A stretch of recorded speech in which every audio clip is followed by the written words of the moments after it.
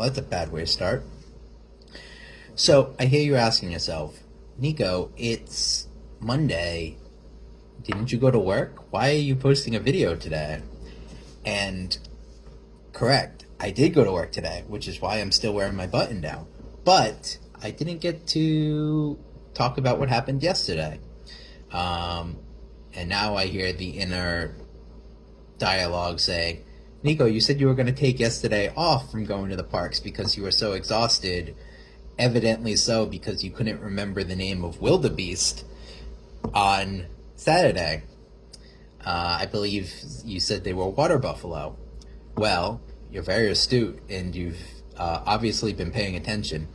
I did go to the parks yesterday, but I slept in. I was very tired after that rainy monsoon problems that hit there, which it kind of was a monsoon considering I was in Animal Kingdom the second half of the day when it happened.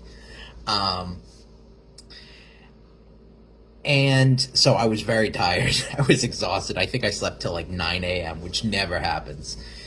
So Sunday, I slept in, went downstairs, got some breakfast, had myself a coffee, and I was kicking around, do I want to go to the park today? Because my feet kind of hurt. I think on Saturday, I think I walked like 23,000 steps or something. I'll have to double check that. It was at least 20.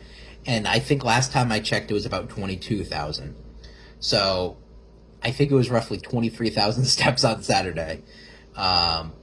So my feet hurt and I was exhausted. So I slept in on Sunday.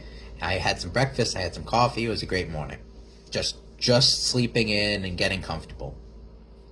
And then I was like, do I want to go to the parks today? I mean, I didn't. So I'll put it this way: my shoes were soaked. I couldn't use my sneakers yesterday because they were soaked through. When I came home after I recorded that video, my pants hit the ground like a ton of bricks. Everything was soaked through. My sneakers are still soaked. So yesterday, I was like, do I want to go to the parks? If I'm going somewhere, I'm going to make it light and casual.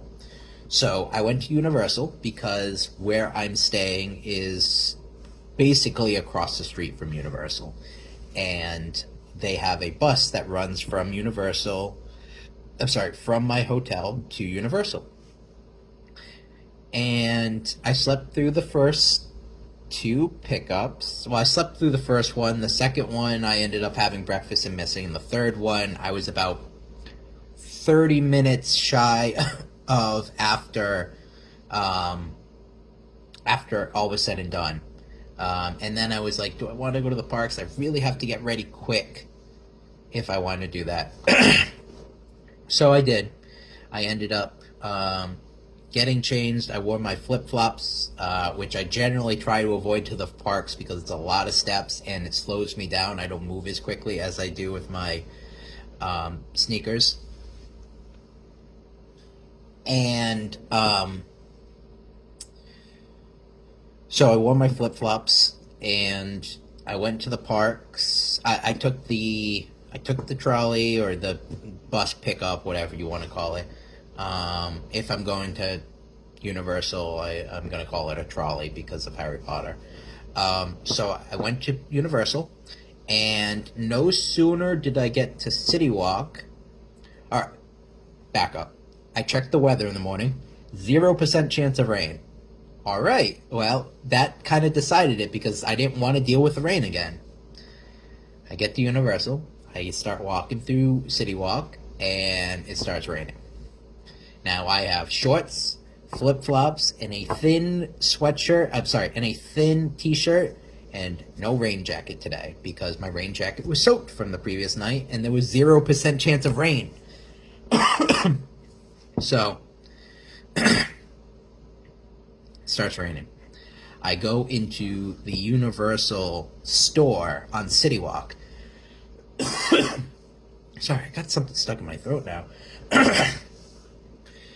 And I go into there. Everyone is funneling into there. It's crazy how many people are headed in there. And I'm like, let me check the Doppler. And so I pull up the Doppler and I check it, and it looks like it's only going to be going on for like an hour at most. So I said, all right, I'm going to kill some time in here and things like that. So it's a mad rush in there. Like, it looks like Black Friday at like at like an outlet store, that the deals are insane and you have to get it. Everyone was in there, and when I say that ponchos were flying off the shelf, like, it is not a I'm not exaggerating things. I was like, oh yeah, maybe I'll buy a poncho. Like, I mean, it's only going to be an hour, so, but I mean, if it's cheap enough, sure. How much is it? And I'm kind of hanging around. I go look through the whole store to see if there's a nice new jacket or something that I want. You know, maybe some Slytherin gear or something. Who's to say? Or maybe a Back to the Future jacket. No, none of those cool things. So I'm hanging around by the cashier, and I notice that there's just rows of ponchos back there, as if Universal themselves, like, prayed to the gods of rain and poured rain down at the very early morning, so all the tourists came in and bought these ponchos. But they were just box after box of coming from the back and pouring them out. It was insanity in there. So I said, oh, let me look. How much are they? Some couple goes up to buy some, and then the guy's like, how many do you want? And he said, two kids. And he said, okay. He said, and 11 adults. 11 adult ponchos and 2 kids. That's a lot. Now, wait till I tell you how much they are.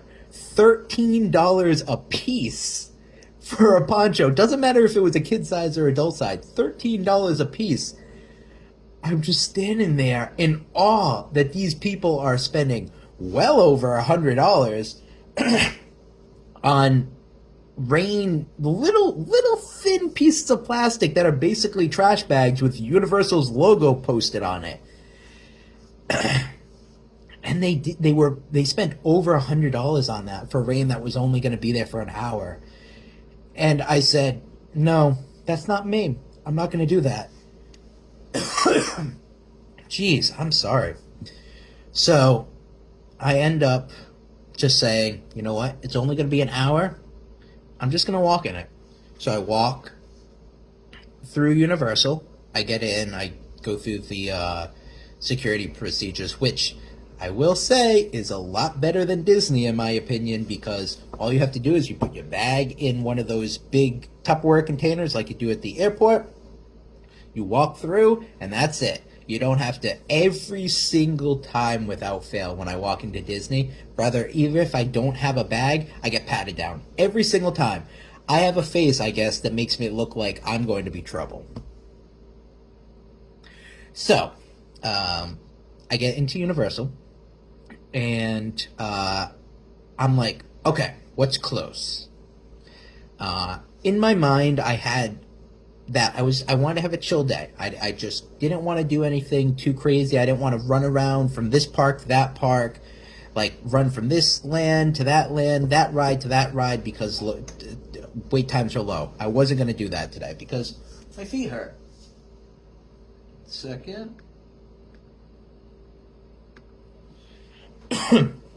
So I ended up walking to the Today Cafe, which is right in the entrance area. It's right after Minion Land. Minion Land was pretty packed because, like I said, I think I got in there around 11 o'clock. It was pretty packed at that point. I think the Villain Con was up to like 35 minutes, which, for reference, I think the week prior it was 5 to 15 minutes. There's no reason why Minion Con should be a long wait, because it's a moving conveyor belt that people stand on, so there is never any unloading or offloading. It's just stand on, stand off when you're done, and that's it. So it was crazy to me that it was like 35, 40 minutes. So I walked right past Minion Land. I said, nope, not for me. And I went to the Today Cafe, which I've heard fantastic things about, but I've never been. And I got a coffee because I didn't want a Starbucks coffee, and I think Today Cafe is one of the very few places in all of the parks, in both of those parks, that sells coffee. It was mediocre. It was just a cold brew, nothing, no flavor, no nothing, just cold brew poured into a cup and half and half creamer and sugar. Nothing special about it, so Jesus. I'm real sorry. It's gonna get really annoying. So, I got the coffee, nothing special. I left there and I said, what shows are nearby? Because if I need to kill like a half an hour to avoid the rain, I'll just go pop into a show. So I popped into the Bourne Stuntacular.